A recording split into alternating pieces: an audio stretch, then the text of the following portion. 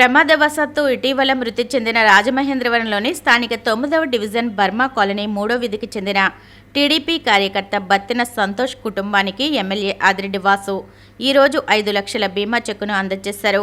Telugu Desam party తన కార్యకర్తకు అండగా నిలుస్తుందని, కష్టకాలంలో సహకారం అందిస్తుందని వాసు భరోసా ఇచ్చారు. పార్టీ బలోపేతానికి కృషి చేసిన వారికి, మృతి చెందిన కార్యకర్తల కుటుంబాలకు పక్షపాతం లేకుండా సహాయం అందిస్తుందని తెలిపారు.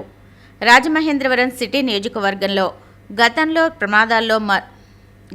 ప్రమాదాల్లో మరో 4 కార్యకర్తలకు కూడా 5 లక్షల చొప్పున బీమా చెక్కులు అందజేసినట్లు గుర్తు చేశారు. పార్టీకి విధేయుడై పనిచేసిన మంచి కార్యకర్తను కోల్పోవడం బాధాకరమని సంతోష్ మృతి పట్ల విచారం వ్యక్తం చేశారు. రాజమహేంద్రవరం సిటీ నియోజకవర్గంలో గతంలో ప్రమాదాల్లో మరో 4 కార్యకర్తలకు కూడా 5 లక్షల చొప్పున బీమా చెక్కులు అందజేసినట్లు గుర్తు చేశారు.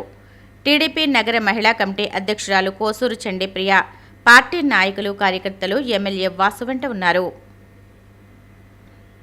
ఎలాంటి అవాంఛనీయ సంఘటనలకు, చట్ట వ్యతిరేక కార్యకలాపాలకు తావు లేకుండా ఏపీపీఎస్సీ పరీక్షా కేంద్రాల వద్ద డ్రోన్ కెమెరాలతో నిఘా ఏర్పాటు చేసినట్లు ఎస్పీ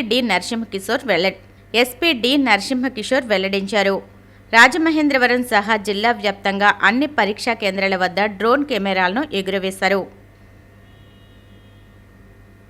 రాజమహేంద్రవరం నగరపాలక సంస్థ ఎన్నికలకు కార్యకర్తలు సంసిద్ధం కావాలని రాష్ట్ర కార్యదర్శి బొమ్మల దత్తు పిలుపునిచ్చారు. రాజమహేంద్రవరంలోని 50 డివిజన్లకు సంబంధించిన కార్యకర్తలతో జరిగిన విస్తృత స్థాయి సమావేశంలో దత్తు మాట్లాడుతూ, పొత్తు ధర్మంలో భాగంగా బీజేపీ పోటీ చేసే అన్ని సీట్లలో విజయం సాధించేలా కృషి చేయాలన్నారు. ప్రతి కార్యకర్త బలంగా బూత్ స్థాయి నుంచి పార్టీని బలోపేతం చేయాలన్నారు. తూర్పుగోదావరి జిల్లా బీజేపీ అధ్యక్షుడు పిక్కి నాగేంద్ర మాట్లాడుతూ, వారధి కార్యక్రమంలో భాగంగా ప్రతి శుక్రవారం ప్రజా సమస్యలకు సంబంధించిన నేరుగా ప్రజల నుంచి స్వీకరించి సోమవారం జిల్లా కలెక్టర్ నిర్వహించే గ్రీవెన్స్లో అందజేసి సమస్యల పరిష్కారానికి కృషి చేయాలని కార్యకర్తలకు పిలుపునిచ్చారు. బీజేపీ నాయకులు యనమల రంగబాబు, రొంగల గోపి శ్రీనివాస్, అడబాల రామకృష్ణ, రేలంగి శ్రీదేవి, కురగంటి సతీష్, కాలేపు సత్యసాయిరాం, మరుకుర్తి కుమారి యాదవ్, తరంగం సురేష్, వీరాంజనేయులు, లలిత్ జవ్వార్, పడాల నాగరాజు, మద్దిపాటి రజని, రవిశంకర్, సూర్యకిరణ్, బండి సత్యప్రసాద్, మోహిని, మీనాక్షి రెడ్డి, డాక్టర్ ఉమా, కుయ్య వెంకటలక్ష్మి, కొల్లా శ్రీను, బివి రామారావు, కృష్ణమోహన్, ఎర్ర నాగదేవి, తంగెళ్ల శ్రీనివాస్, తంగెళ్ల పద్మావతి, పైబోయిన సురేంద్ర తదితరులు పాల్గొన్నారు.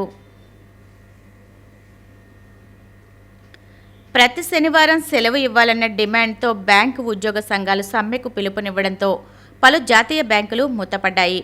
వరుసగా 3 రోజులు బ్యాంకులు మూతపడడంతో బ్యాంకింగ్ కార్యకలాపాలు మూతపడి ఖాతాదారులు ఇబ్బందులకు గురయ్యారు. సమ్మెలో భాగంగా బ్యాంకు ఉద్యోగ సంఘాల నాయకులు బ్యాంకుల వద్ద ఆందోళన వ్యక్తం చేసి వారానికి 5 రోజుల పని దినాలను అమలు చేయాలని డిమాండ్ చేశారు.